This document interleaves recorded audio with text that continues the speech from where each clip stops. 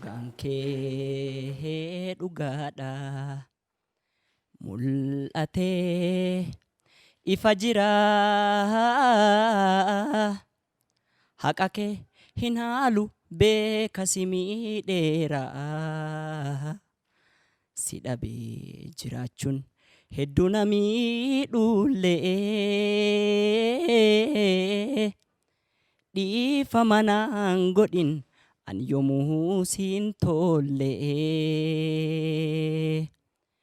dhiifama naan godhini an yoomuu siin tolle ani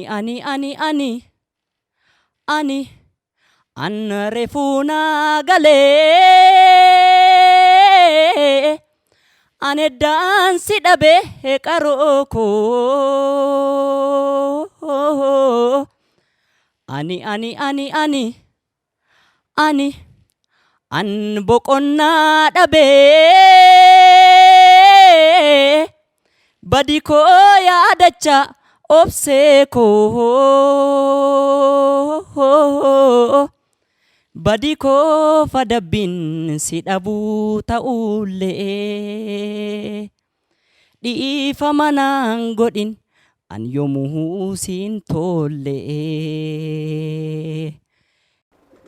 Sagalee kee irratti waanan komentii qabu baay'ee vaayibireeshinii baay'ee isaa turte roomma sagaleen kee baay'ee roomma sodaas ta'uu danda'a saniin of keessaa baasuu qabda kanaan achitti immoo humna sin qabu iskeelii keessaa sin baata kana sirreeffachuu qabda dirqama waan ta'eef jecha kanaaf fiilingii isaa fiddee bareechite waan irratti qophoofte nutti agarsiisuudha malee cinqamuun sirra hin jiru. High pitch inni jedhamu immoo iyyuu miti ol ba'a malee ol ba'us bareedaadhuma deema malee iyya miti tole sana sirreeffachuu qabda kanaanach omaan jedhu gaariidha. Baay'ee qalbeessa gaariidha waan gaarii hojjettee sagaleen kees waan gaarii qaba garuu ritmii hojjetaa turte addaan hin baafanneen ritmii exact ritmii isaa qabattee deemuun sirra jira jechuudha. Kanaaf shaakala kan kee sirreessii filannoo kan kee sirreessii carraa gaarii. Kana yaadan siilaadhu tokkoffaan sirbati dhiyeessi weelluun ati dhiyeessite kun riitimiidhaanidha kan hojjetame ati akkuma mataa keettidha kan dhiyeessite jechaadha. Kana hubachuu sirra jira hanqina keeti kuni lammata irratti immoo yeedaloo inni qabu kuni caccabsa baay'ee qaba.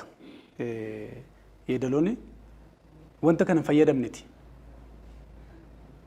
Sadaffaa irratti toon kwaalitii kan jennu minyaa'ina sagalee ituu irratti humteetti ituu maaltu barbaachisattee sirba bareechamee hojjetamu ture. Kanaaf hanqina kee kan hanqina amma siilaatame kana sirreeffattee gara fuulduraatti haala gaariitiin deemuu dandeessa. Kanaaf jabaadhuun siin jedha carraa gaarii.